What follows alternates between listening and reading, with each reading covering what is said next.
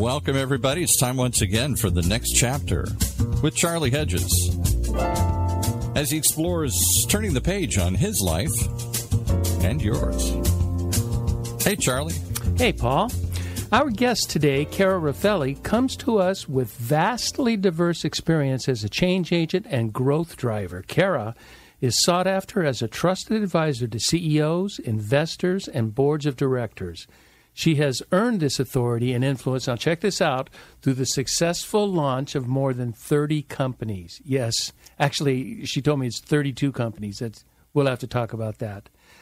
Cara began her career at the Orange County Register as a staff writer before diving into branding and communications for highly successful companies, including Ingram Micro, Toshiba America, Information Systems, and the City of Anaheim Public Utilities. Currently, Cara is the founder of a fascinating, inventive business named Atalunas, and we will really get into that, it is a management consulting and branding storytelling firm uniquely positioned to accelerate the growth of female-founded and women-focused wellness. Today, Cara and I will explore, among other things, women's equality and wellness. And believe me, in this show, Cara will introduce new frontiers for your next chapter. I can't wait. So enough of that. Let's bring on Cara. Cara Raffele, I'm so excited to have you on the show today. Welcome to the next chapter with Charlie. Charlie, thank you so much. We're going to have fun. We are going to have fun. I'll tell you what, Cara, I did my research, and I looked you up. And your presence is all over the web. And you are an unusually accomplished leader in so many fields, including branding, marketing, startups, journalism, boards of directors, and especially you have a passion for the promotion of women in business and everyday life in America. And so we have plenty to talk about, and always in these situations I wonder where to start. So you know what I thought? I think a fun place to begin, Cara, is for you to describe which of your many interests do you find that you are most passionate about today? That is such a good question because I have had a bad background of being pretty diverse here. But you know what, Charlie? I think it all goes back to that origin story of me being a storyteller. Because being a former journalist, and I'm still a freelance writer, from a very young age, I was always enthralled by how people define their lives and their world through storytelling. And, of course, I evolved into being a professional storyteller, which also led me into a lot of the work I do with women and entrepreneurship. But when you think about it, whether I'm talking about women's equality or I'm talking about growth drivers for a business or starting a business or selling a business or entering a divergent space like cannabis, it really comes down to the heart of storytelling. What is motivating people to do things? What are the stories that people tell themselves or society tells us that are preventing groups from either achieving equality, from normalizing something that should be normalized like cannabis or anything else that we do in life. So, I'm passionate about stories. I'm passionate about allowing people to share their lived experiences through storytelling and really listening to people and being empathetic to their lives. When I think of storytelling, my mind automatically goes to Selected Shorts or The Moth, right. And so, those are stories. Sometimes they're personal stories. Sometimes it's about somebody else's life. But I have a feeling you're talking about something a bit different. It's a bit more personal, and it's explaining life changes, life attitudes. It's not quite that cute little story that you get on The Moth. Or are they the same? They are, I think, the same in terms of the motivation, how we arrived there, and the purpose, but certainly packaged very differently. Let me give you an example. We were chatting earlier today about one of the businesses we're developing, and is with an amazing cannabis advocate by the name of Nikki Lawley. And she goes under the marketing and branding name of Nikki and the Plant. She is a former, yeah. We're talking about serious things, but we all still have to have fun with all of this. Of course. She's a former nurse who suffered a traumatic brain injury and was in such pain and desperation and was such at the mercy of a medical community that would not help her deal with the pain and all of the side effects and complications. She was ready to take her own life. That is her very personal story. But instead of doing that, she actually found cannabis, and she's been on this mission to share her life experiences in the hope of simply helping one person who has a traumatic brain injury to know that there are alternatives that worked for her, and there might be something that works for someone else. She's saving one story at a time, saving one life at a time. And she's on podcasts a lot and on social media. She's very raw and authentic. And that is no different, the process of storytelling to convince, to inform, to inspire, than one who would be on Moth or on a stage in a packaged production, for example. But I think stories come in all shapes, and the more organic they are, the grittier they are, probably means that there is more opportunity to touch people's lives and actually share an experience. Yeah, and I like the idea of the authentic story, because the authentic story is not always cute, not always pretty, but there is a story that we're looking for has a resolution to it.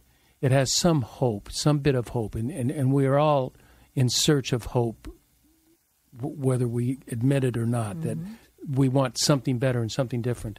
Now, a couple things come to mind. First is, I was going to ease us into the surprise thing of cannabis, but you did not let us. Off bandage. Yeah, let's just go right into it. So I'm not going to say, I wanted to talk about that later in the show, but we're not. That subject is up. It's out there. People are wondering, huh? What are we talking about? So tell me about cannabis and Alta Lunas. Yes. Well, let me give you a very personal story. About 15 years ago, so we're all sharing the same story and timelines here. I'm Generation X. I'm actually turning 48 tomorrow. So I grew up in a time. Yes, you do not look it. Thank you. I grew up at a time where, if you remember, Nancy Reagan, war on drugs. There were those commercials of "This is your brain on drugs" with the egg frying. And this omnipresent fear that if you smoked a joint or consumed cannabis in any way, that you were going to be on this path to prison or be homeless, the gateway drug to everything else. So fast forward to as aging in life, and life takes surprises. And about 15 years ago, a dear friend who is a little bit older than me very unexpectedly was diagnosed with an aggressive form of lung cancer. He never smoked in his life, smoked cigarettes, did not work in a field that was exposed to toxins or chemicals or something that would have produced lung cancer at such a very young age. And he passed away very quickly and had a very horrible, painful last few weeks of his life. It was eased because of cannabis, though. That was allowed him to eat a little bit, to escape some pain, to still have some final moments with family and friends. Up until then, I really was looking at cannabis then as two ways. You were either getting high and stoned, every single bad Cheech and Chong reference and, everything else that we grew up with, or it was end-of-life care. It was palliative care. It was something to help one transition. Those are stories that we have been told, though. The opportunity for cannabis to be recreational and fun, that's certainly there. And one story is certainly an end of life. But there's this huge gap in between there of cannabis as part of health and wellness. And so when I say I'm a storyteller at heart, yeah, I'm an entrepreneur. That's how I make my living. But it is always in the pursuit of being able to expose the truths and allow people to make their own decisions. So I guess that's always where I am a journalist, of wanting to present unvarnished truth and facts and allow people to become educated and make their own decisions. So that was probably my first professional experience into cannabis, in terms of having to learn about it to be able to help in some small part my friend at that time. Of course, in California, lots of over the past 10 years, we started to look at the legislation, and then voters came together to allow recreational or adult use cannabis market here in California. And so we've gone through then, what really is this? Is this something that is only for stoners? And, I know this is an audio medium and we're only face to face and you get to see me, but I don't look like anyone who you would think back in those days. No, you're not wearing tie-dye T-shirts and bell-bottoms and with goofy eyes. I don't want you to get hate mail, but I don't even like reggae music. Like, there's nothing about me that fits into that. And yet I'm really passionate about it because this ties back into all the work I do with women. Women are natural caregivers, and there are lots of reasons for that. It can be indoctrination into how we are raised, but the fact is we're usually the mavens, the ones who are the center of families and communities and workplaces, who are there to help others either learn about something new, to share advice and recommendations. And cannabis has to be at the heart of women's health, because women's health and women's equality is at the heart of society and business and culture and the future of the world. Because if we're not having honest conversations about what it means to be a cannabis user, or what it means for equal pay, or why women are still being edged out of funding opportunities, this all comes down to how we're perceiving products being developed, how we're seeing who actually uses them, and how much we're being told these stories over time that make us have these decisions as consumers, as entrepreneurs, as investors. That was a mouthful. Yep. And it was incredibly insightful. And I'd like to break it down into quickly. I categorize three categories of it. And the first one is about storytelling. The second one is this vast chasm between stoners and palliative care.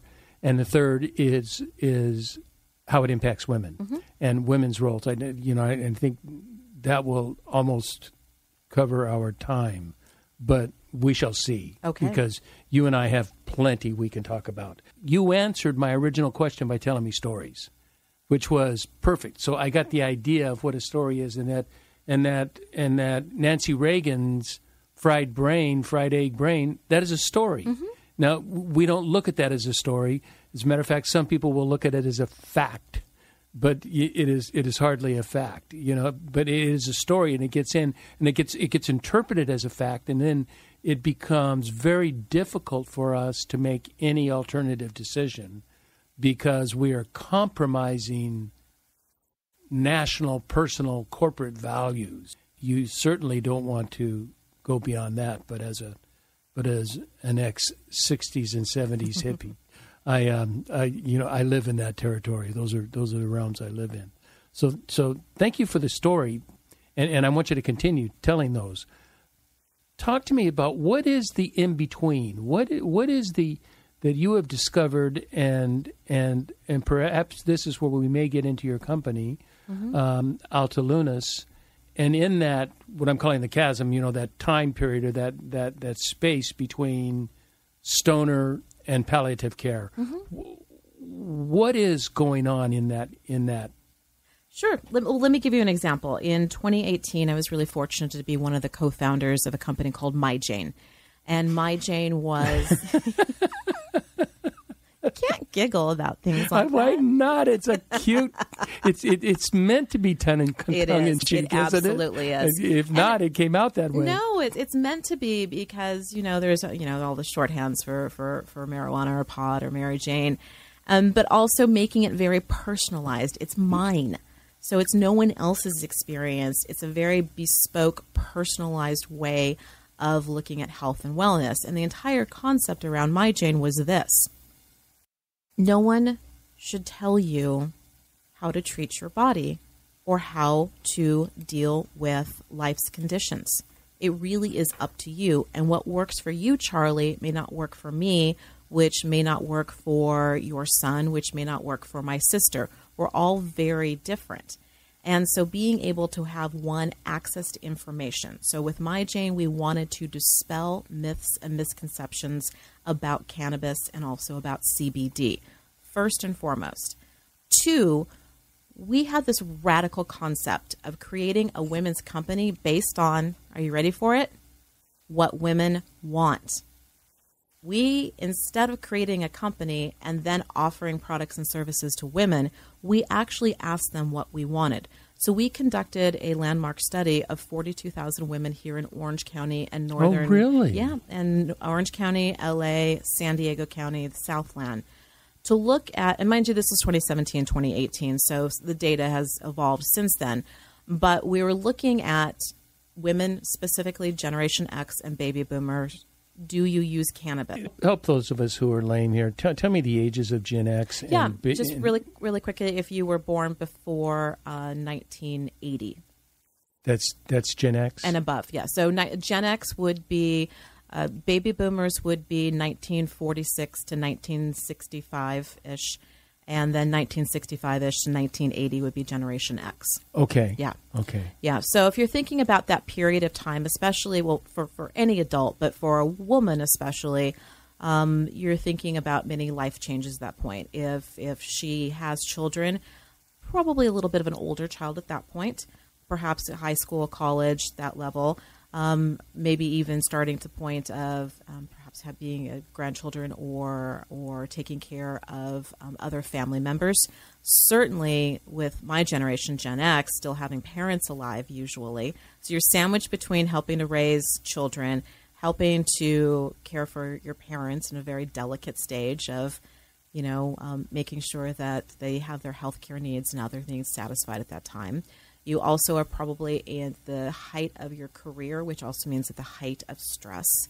And at a time that for women, you're entering and talking about things like menopause. And so we conducted this study of 42,000 women, asking them, do you use cannabis? If you was do, this a cannabis oriented? No, it just happened to be one of the questions. Exactly. of many. Exactly. Okay. So if you do, why do you use it? If you don't, why do you not use it? Where do you procure it from? So, specifically the cannabis questions. Would you walk into a dispensary or a cannabis retailer? If you wouldn't, why? And what we found, I don't think anyone's going to be shocked by this, but it allowed us to define a business model. Women were using cannabis for 3 primary reasons. They needed to get a good night's sleep because insomnia is an epidemic in America. 2, they're stressed and experiencing anxiety from modern life as well as from just the point in time of life that they are.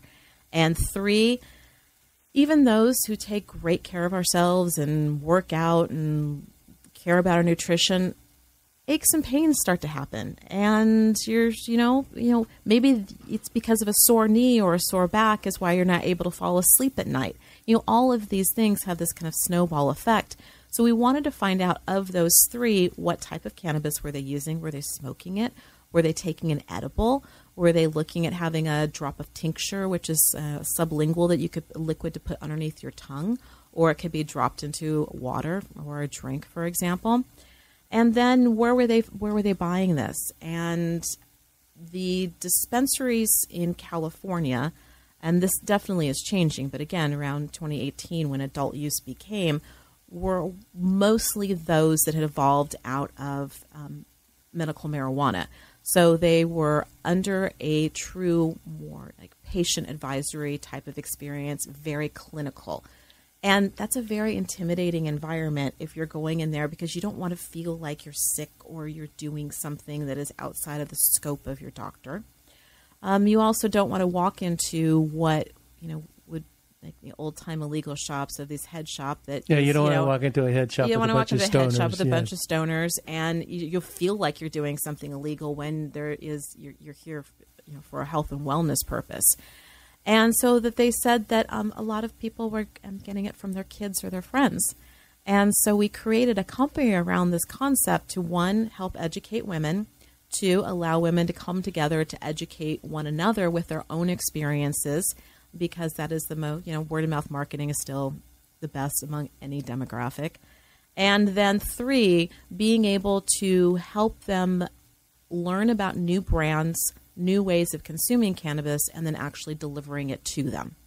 So that there was this consultative model, almost like the old Mary Kay type of being able to. Oh, really? Yeah, having this whole team of do you get a pink Cadillac if you sell enough cannabis? That would be kind of fun. So we evolved that, and the company evolved after we sold it to a holding company called Manifest 7, and it evolved into being a CBD company. Since then, of course, CBD, hemp derived, is federally legal, so you'll see it sold in everywhere. Oh, it is federally legal? Yes, CBD is, yes. Oh, I didn't know that. Yeah, that is, because the THC is the component that gives you that feeling of being high, and that's not in CBD. So, that's a grossly overgeneralized way of explaining the plant and the differentiations between that. Now, do both the THC and CBD, do they alleviate anxiety and that sort of thing, or is it primarily CBD that does that? Well, you're getting into a lot of the science behind it now. Oh, yes. okay. So in general, I'm going to say yes, they both will alleviate anxiety. But it also depends on the strain that is there that one is taking. It can depend on a whole lot of factors. For some people, though, having too much THC makes them very anxious and actually can produce stress. So it's really important. This is why it's not so we talk about cannabis as wellness. It really are these things of maybe you want cannabis, again, going back to women, of I get a headache now when I drink a glass of wine. I don't want a glass of wine, but I want to be able to imbibe with friends at the end of the day and socialize. So maybe a woman or anyone would, but specifically for my market and what we do at Alta Lunas, may want to be able to have a cannabis beverage at the end of the day or at happy hour with friends or colleagues to still have that social. A cannabis beverage? Yes. There's such a thing as a cannabis beverage? When you think about this, it's the idea of, if one didn't want to have alcohol, having a beautiful mocktail. So like a beautiful mocktail, so you're still sharing in the social with experience a little drop that you said, that little. Yeah, and so you can have that with a mocktail or, a cannabis beverage. And so it's still that social experience of, as we were talking about when you were asking me to be on the show, but that's the idea of social wellness, and that there's this gap in being able to socialize with one another and have our souls really fed by that human experience of contact and friends, and we don't want to break from that. But as we get older, maybe we don't want to drink alcohol because it produces negative side effects for us, or there's an addiction issue problem. Yeah, or where there is not with cannabis. Right. You don't have the or addiction issue. Or simply have the calories around it. Very practical reasons. Oh, that's right. Yeah. So this is what our whole mission is at Alta Lunas, is to create cannabis experiences and brands for women. And the experience could simply mean we're going to be hosting an educational event, with a group of women, simply to help them understand what cannabis is and answer all their questions around it. That still check marks a box all the way through. We actually are developing brands. So go back to the example of Nikki Lawley, the former nurse who has a traumatic brain injury, who's become a cannabis advocate. We're working with Nikki to actually bring a product or several products to market to help people who have traumatic brain injuries or other types of brain health requests, and looking at cannabis or CBD, if that could be a viable alternative for them. It seems to me, as we're talking, that there is a wide range of the use of cannabis and CBD, but certainly THC as well. One is a very dedicated effort to work on some sort of physical or mental malady, and another is there's a purely just a social aspect to it, that it is not, I'm not, well, everybody suffers from some form of anxiety, I think. I don't think that's modern life. Yeah. Yeah. And I remember being in Amsterdam probably 4 years ago. And, I couldn't wait to go to Amsterdam, to go to a cannabis bar. I mean, I just was curious. And what's really interesting about there's a sign out in front of the cannabis bars, no smoking allowed. And they mean no cigarettes because everybody in there is smoking cannabis. But there's no smoking allowed. But it was a place, if you go at the right time, if you go around 5 or 6 o'clock in the evening, there's a lot of business people. Absolutely. It's not just it's not your stoners and it's not your people. It's your business people that instead of going for a drink are going to get a My J, and that's right. And to get that, I find that really fascinating. You know what? Also, I'm curious about. I know you're hardwired. It seems to me to work with women. That you have this strong passion. I do. For women. Is there any particular reason, other than that hardwiring, that you chose to work with women in cannabis and not men in cannabis? Because men are suffering from the same issues. Absolutely. Or many of the issues. And it's not that it's an either or for me. It is a decision not only to work with women in cannabis, but it's been, most of my career has been very much focused on equality and diversity and inclusion. And I think it probably just comes back to having amazing family who instilled those values in me. I have my mother passed away in 2012, but came from a very strong mother who believed in that I could do anything. My father also taught me as a female I could do anything. And that's so unusual. It was so unusual. My grandparents did as well. So, you had true Depression era, they owned a small business. And my grandmother's voice was equal to my grandfather's voice. And so I did attend here in Orange County, local parochial schools, and then was able to go to a all-girl college preparatory high school.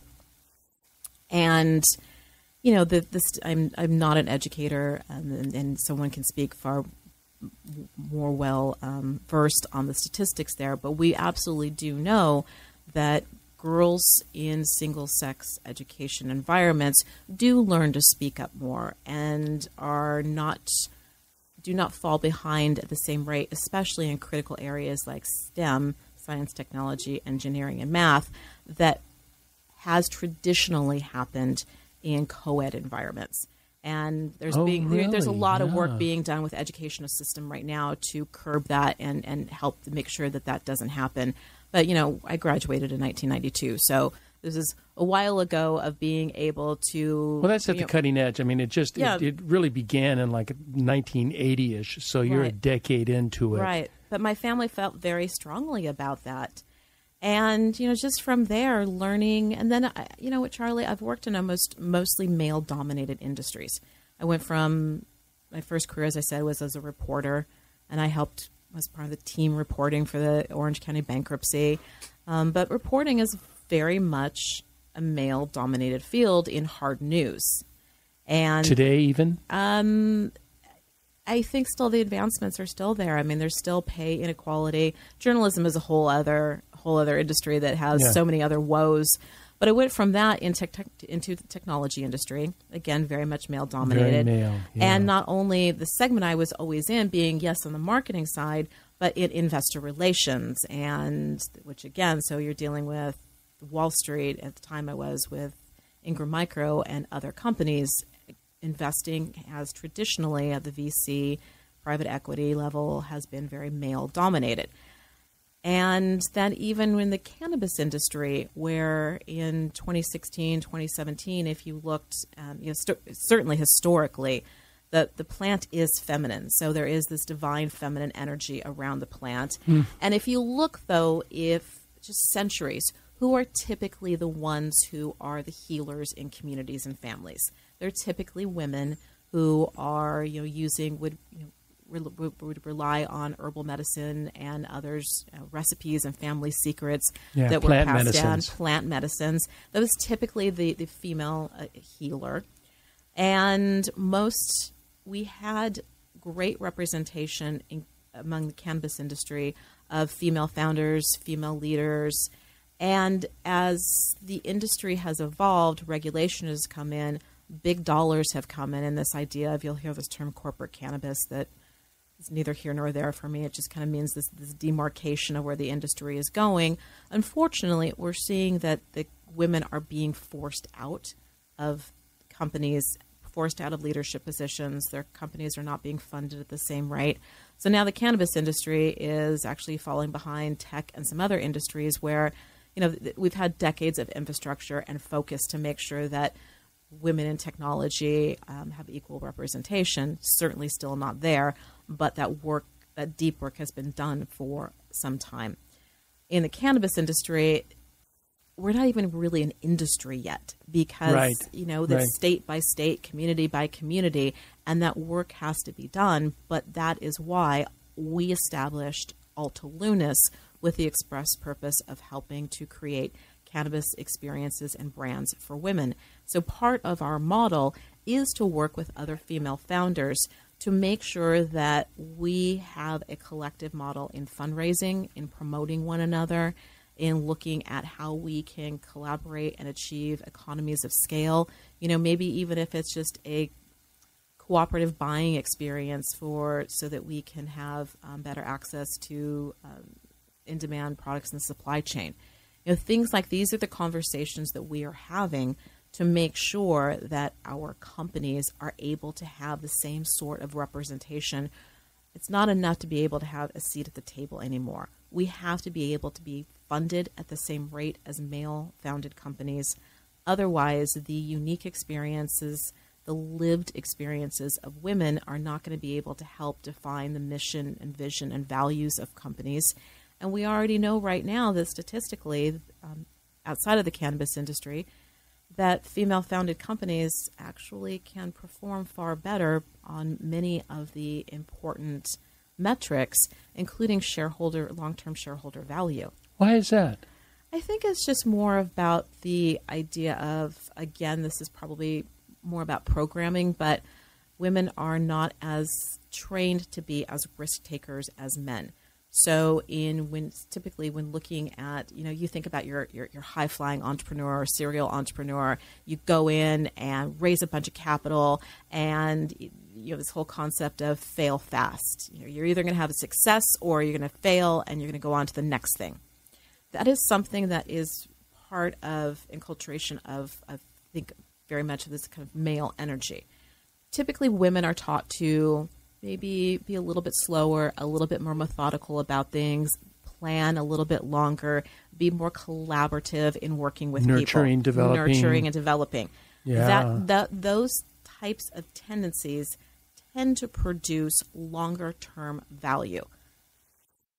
But because of that, we're also seeing things But there's slower growth, right? Slower growth. And forgive me, statistic won't be exactly right, but I'll give you the example so that to illustrate my point here. You also look at things like slower growth, but slower exits as well. So let's say a male entrepreneur creates a company. I think the statistic is average exit is 7 years and 1 month, somewhere around there. Okay? Oh, that sounds long to me. It does, but women are more like 8.4 months, 8 years and 4 months. It doesn't seem like, well, it's only a year and a half, less than a year and a half difference. 10%. However, if you're talking about a serial entrepreneur, that means that women are starting fewer companies, even if she's a serial entrepreneur. And the way that we reach a critical stage of being able to have better fundraising prowess is the number of successful exits that we've had in the past. So if I'm already competing against someone for dollars who's had several more successful exits than me under my belt because I was either hesitant to exit sooner to sell my company, or I was hesitant to grow faster, because I didn't have the mentors around me to teach me this, or I didn't have the access to capital. All of these decision makers, I want to make sure that there aren't these artificial barriers for us in growing companies. That's really all it is about. Can we remove all of these stories that have taught us over time that created artificial barriers that have prevented women from having true equality? That would be my goal, and that's the vision of Alta Lunis. We happen to be working specifically in the plant medicine space. I'm pondering you. I know the look on your face right now. If your audience could see this, what is it? What is the look? No, it's I can see that your wheels are turning, and that you have so many questions about this. I do. Questions and comments, and we need to take a break. But I've got a couple minutes here, Paul. So just kind of hang in there. Paul's always anxious to take breaks. He likes breaks. Paul will keep us on track. Yeah, he will try. I'm kind of untrack worthy. One of the comments I wanted to make is something that you talked about earlier, and you talked about the plant medicines and the feminine. Mm-hmm. And my study into plant medicine is that the shaman and the people that teach plant medicine is always feminine. Many times use the word grandmother. You know, that we're appealing to grandmother and talking to grandmother, and grandmother, will speak back. And do you think does that have something to do with Mother Earth, and that the plants are coming from the earth? And do you think there's a relationship there, or is that just? Oh, absolutely. I mean, you think about what is creation? It's the ability to give birth, and so. Women. Whoa! We can't just skip over that one. That is okay. Creation is the ability to give birth. I've never, I'm sort of a creationist, and I really and you give birth, and that is it is about giving birth. I give birth. I give birth to companies. I give birth to ideas. You give birth to hope, but that is, you give birth to human beings. You give birth to a lot of the things, and I think that is where that Mother Earth, that idea that this is a feminine energy. So anything that is about a plant medicine is something that came from Mother Earth, and it's giving birth to wellness or a natural alternative to something that could be artificially created. So here's a question. Which gender do you find more likely to accept the cannabis experience, male or female? I don't think that there's a gender-based. It's not a gender bias. No, I don't. I don't think there really is, but I think that there is, again, from this programming and storytelling that has happened, how we choose to experience it. Because women are nurturing, and they're worried about. They're also worried about their children. The men are maybe not so much worried about their children, so they can think, thinking what they do would influence their children, and so. Well, actually, that's really, really insightful, Charlie. One of the points, going back to that My Jane study from several years ago. One of the points we learned from that is that, again, several comments were, all right, I'm going to learn about this. I can see that perhaps I've been misinformed from this war on drugs, but you know what? I will never smoke in front of my children. I've taught them never to smoke cigarettes, so I'm not going to smoke cannabis in front of my children. What are the other consumption methods? So, yeah, there are certain decisions that have been made, and I think that continue to inform and shape their consumer buying behavior. But I don't know that necessarily that's a gender-based thing either. Okay. Yeah. I was just curious. It seemed that my logic took me to where the women may be more reluctant because, as you said, which I really wasn't aware of, but it sounds logical that women are a bit more risk averse. And so this is moving into the riskier areas, and so I was wondering if they were. And when I say that women are more risk averse, I don't think that their risk is a programmable gender based decision, but I think it is one that has been taught to us.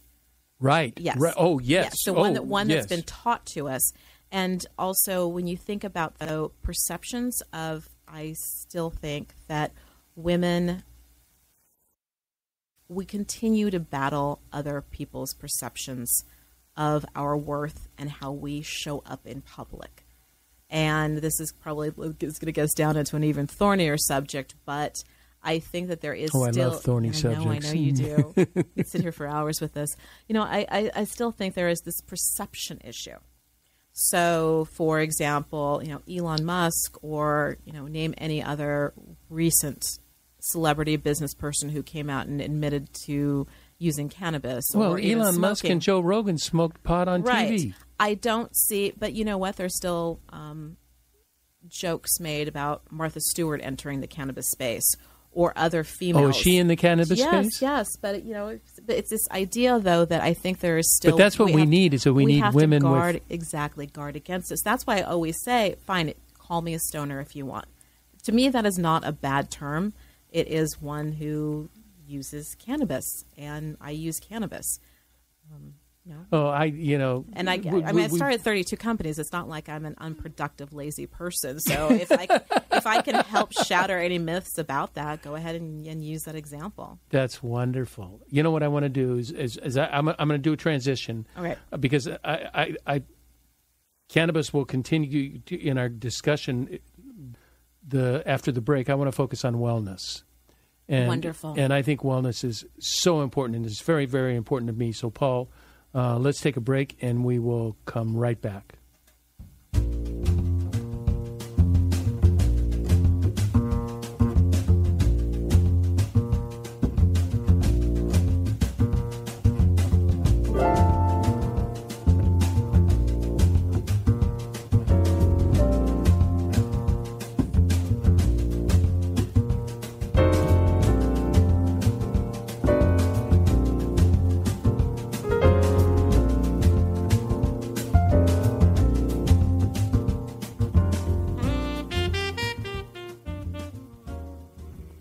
Hi there, this is Charlie Hedges, and you are listening to The Next Chapter with Charlie, and we are in one of our rare conversations where we're going into subjects that we've never talked before. And we have with us a brilliant, innovative, startup, business-building, entrepreneur woman, Cara Raffele, and she has several businesses, started 32, and so she's still responsible for several, and she's involved in startups of several different types of business.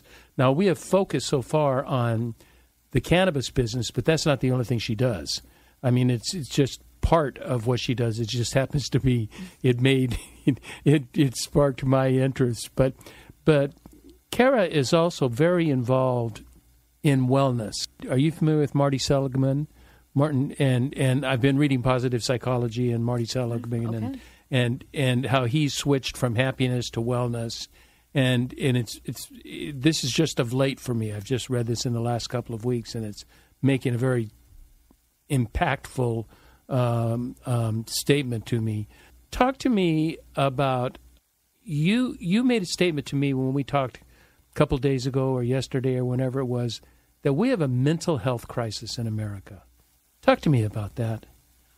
Yes, we definitely do. And it's been present, but I think we now are starting to talk about it more because of COVID and the isolation we all felt during that time.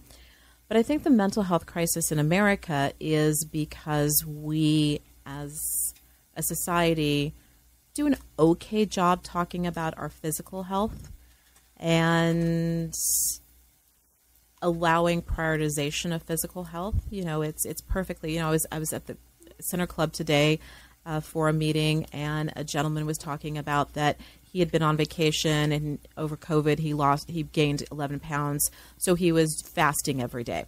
And that was a topic of conversation there. What if that same individual said, you know what, I've been really struggling, and this is the first time in about a week I felt well enough to get out of bed and come here. I think there would have been a quietness and a hush of, oh, I'm so sorry. Instead of really recognizing that one's mental and emotional health is just as important, if not even more important, than the physical health. And that is the health crisis I believe we have, because it's still a taboo subject to be able to talk about it. Right before I arrived here at the studio with you, Charlie, I was talking with one of my business partners who shared that a mutual friend of hers, or a friend of the family, killed herself today. And she had been suffering from postpartum depression. And we don't talk about these things enough until it's too late. And that is the health gap I'm hoping that at least... What is the forum to talk about that? How does that happen? Is that... It's going to take minds smarter than me, but my goal is to bring those minds together. Yeah, because it does need to be talked about. I just read in the paper today, and I don't know, it said 100,000 overdose. We hit 100,000 in overdose. Now, I don't know if that was this year or if that's during COVID. I don't know the time frame, but I know it's a huge number. Yeah. 100,000 overdoses, and that's due to, largely it has a lot to do with the chemical fentanyls and those sorts of dangerous, uncontrollable substances. We are not allowed to show up fully and present and feel heard. And I really think that a lot of do not want to get us down a political track, so I'm going to choose my words very carefully. But a lot of the wherever you want to go. A lot of the polarization that has occurred over the past several years comes from this idea of one's identity. Someone else I was speaking to regularly kind of scoffed, like, well, now I have to think of another gender or worry if I'm saying he or she or ma'am or whatever it is I'm supposed to say. I don't want to have to think about that for so many other people. Well, why? Does it really harm anyone if you pause for a moment and ask an individual, how would you like to be referred to? How would you like to be addressed? It doesn't harm anything, in my opinion, but to be able to be seen and heard and feel validated. There is a gap and a desperation right now of people needing to feel like they belong. Well, I'm silent because that's a brilliant statement, and that is so true. Belonging is so critical. I have. I think I told you I've coached for over 25 years, and there's three things that have always sort of led me. I don't know where I got them. I think I got them from a shrink somewhere. But that we all have the need to be heard, cared for, and accepted by something significant, something that we think is significant. So belonging. Mm-hmm. So it's heard, accepted, and belonging. They fit into Marty Seligman's, paradigm very strongly. And those needs, where do you go for those needs? First of all, do you even really recognize that those are needs inside of you, that you really need, how it feels to be heard and how it feels to have somebody respond with care, and then how it feels to be accepted or rejected by a group that you respect. Mm-hmm. And if you're accepted, then we're okay. I think those are natural, normal. I can only speak of Western civilization. So those are very natural, normal Western modalities of thinking. I was thinking I lost track of what I was thinking. So I will move. Martin Seligman is a psychiatrist, a psychologist that teaches positive psychology, and he wrote a book in 2002 called Authentic Happiness. And he said the whole answer to life, the universe, and everything was happiness. And how do we achieve happiness? And and Europeans think that's a very American ideal. That's not totally Western. And he came up with three conclusions: positive emotions, relationships, and meaning. If you have positive emotions, you understand your positive emotions. If you have strong relationships, and if you have meaning in your life, you will have a happy life. Well, little more than a decade later, a bit more than a decade later, maybe a decade and a half, he wrote a book called Flourish, and he has moved from where he actually said, I was wrong. Happiness is not our goal, but well-being is our goal. Well-being is, and it includes the first three. It includes his happiness quotient of positive emotion, relationship, and meaning. But in addition, he added engagement and accomplishments. And he says, with those five, positive emotion, engagement, relationships, meaning, and accomplishment, we can have a life of well-being.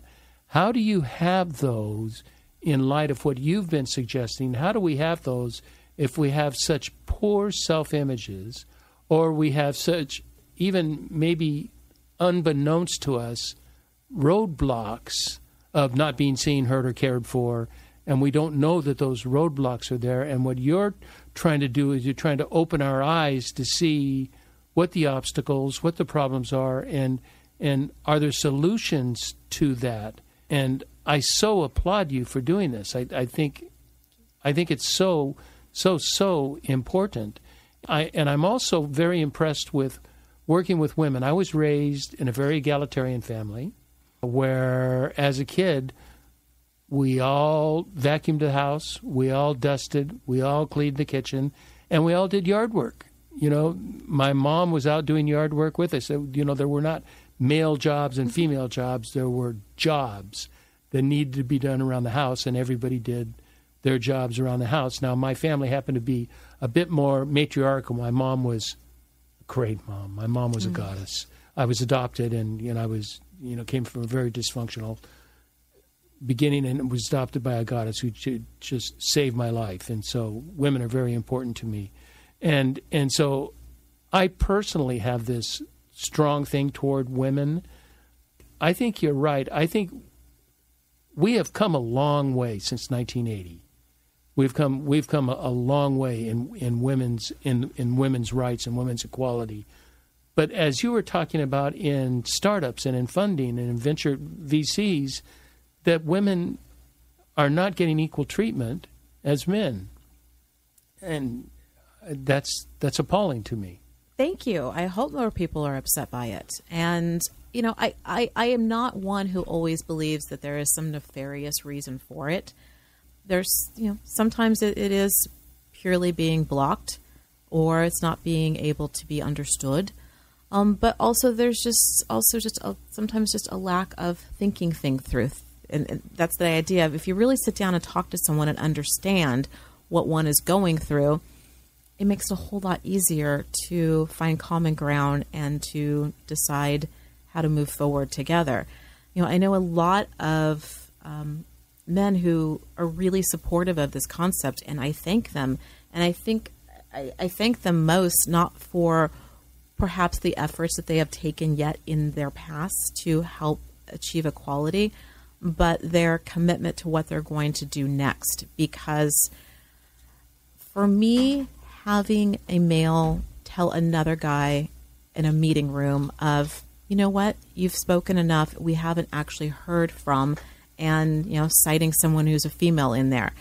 I don't think that the male who's dominating the conversation is always doing that because he believes that he should be the one speaking over a woman. I really don't believe that. Definitely there are men who still do that. Yeah, but they're dying out. I don't think that is the norm. I do think, however, that the next stage of this is, you know what? Look around the table and the room. If someone's voice has not been heard yet, you make sure that person speaks up. Cara, I'm a trained facilitator, and I do very high level meetings. I mean, international level, where I'm flown in to run a meeting with people from all over the world, and I've got 5 hours to do this miraculous thing, which is crazy. And in facilitation, that's my job, to make sure everybody speaks up. And I mean, when I say everybody, it's not gender specific. It's that I want to hear from everybody in the room, and I want everybody to contribute. And I think you're right. No, I don't think you're right. I know you're right. There are many times that women are ignored, if they're even in the room. If we're in the room, right? Women are even in the room. So let's wrap our time up here together. We have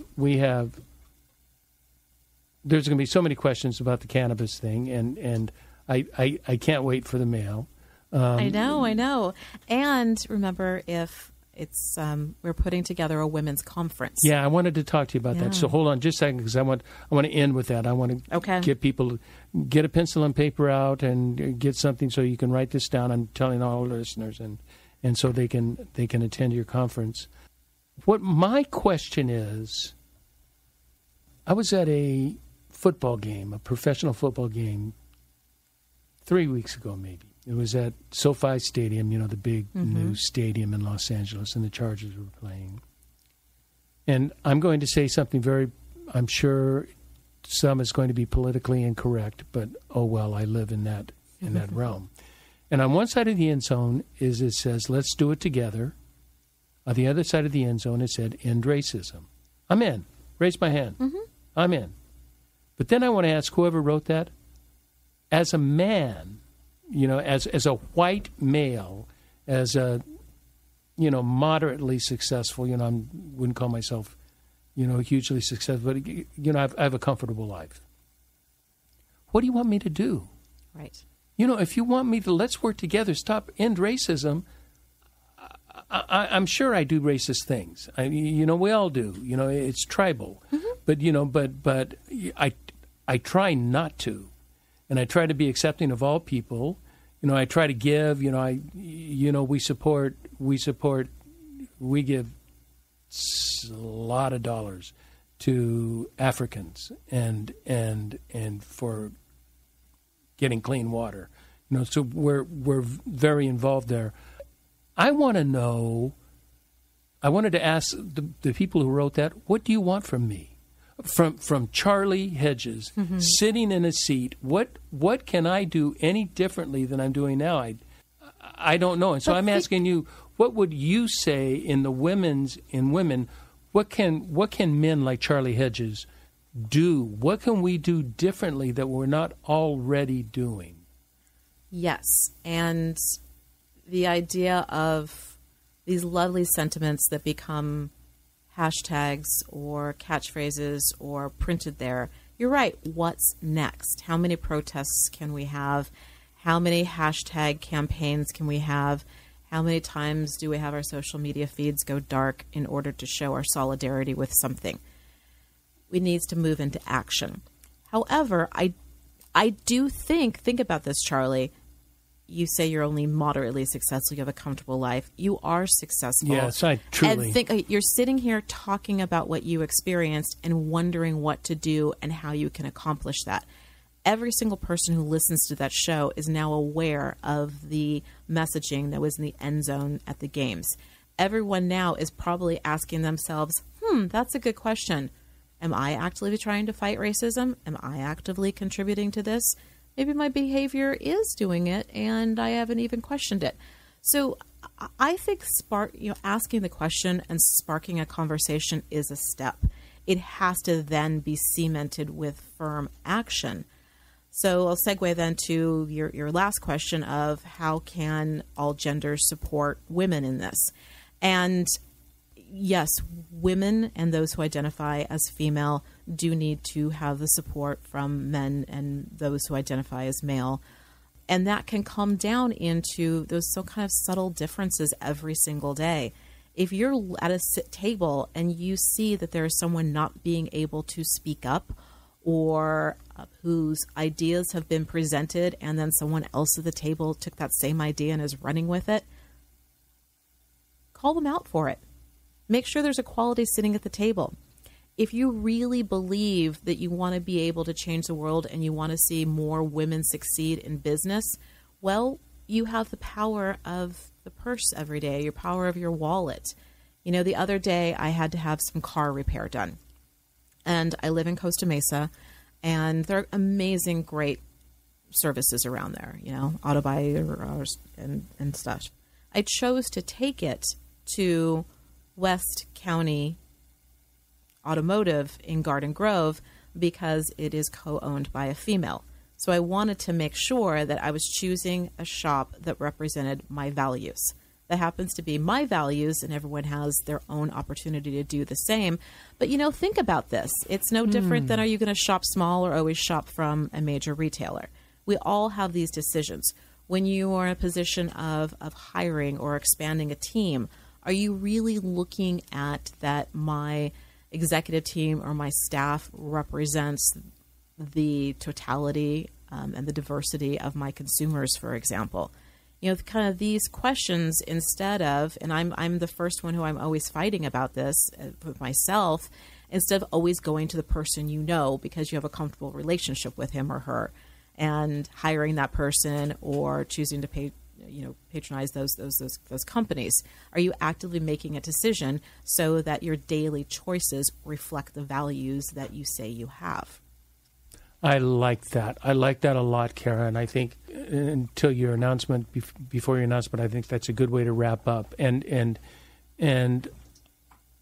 I'm a big believer in choice. Viktor Frankl and Man's Search for Meaning, and the whole idea of choice is that you can't control a situation, but you can choose how you respond to a situation. And you're advocating choice. I have a choice. How do I respond, or how do I initiate in a situation? And am I considering, rather than just going off to a car dealer, do I consider a women-owned business and say, let me support this business because this is a business I believe in? I think that's a grand idea. Now, you have something coming up. We do. It's still in the planning stages, but I can announce the broad brushstrokes of it. I am hoping that everyone listening will save the date for March 2nd, 2022.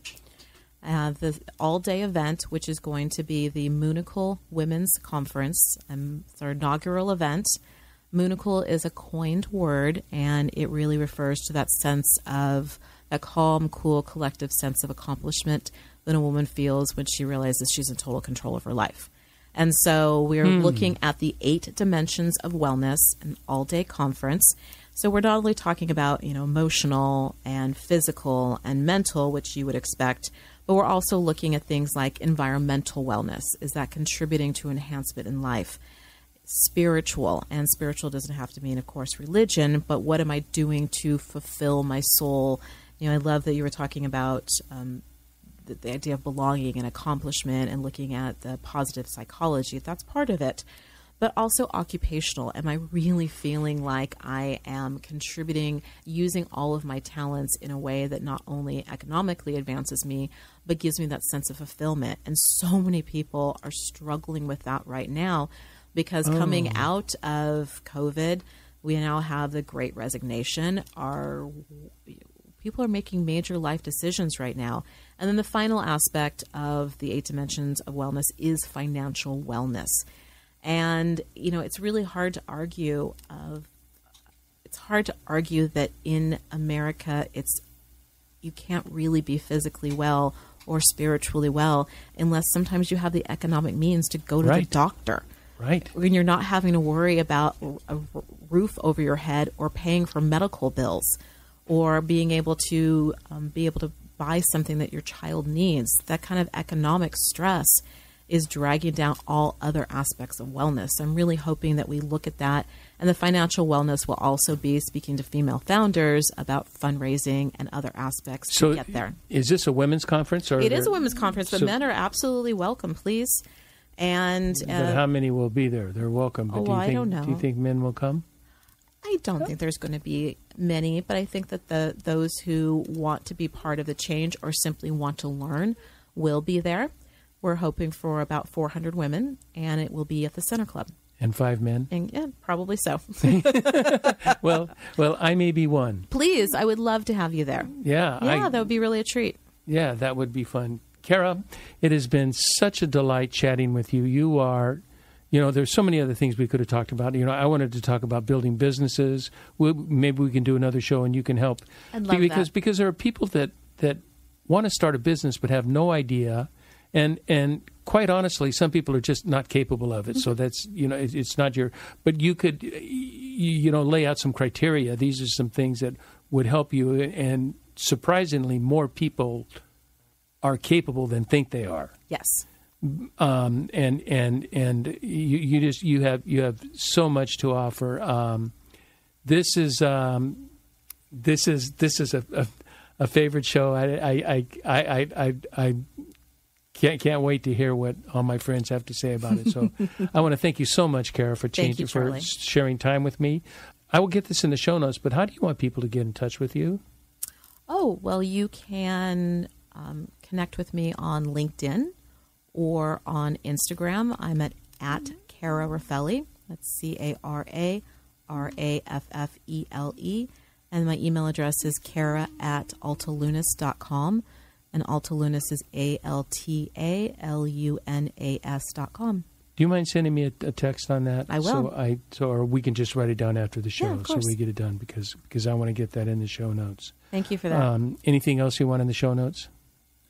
I will send you the link for the women's conference. Okay. I want to thank everybody listening to the next chapter with Charlie. It's been so fun. And until next, this is Charlie Hedges signing off.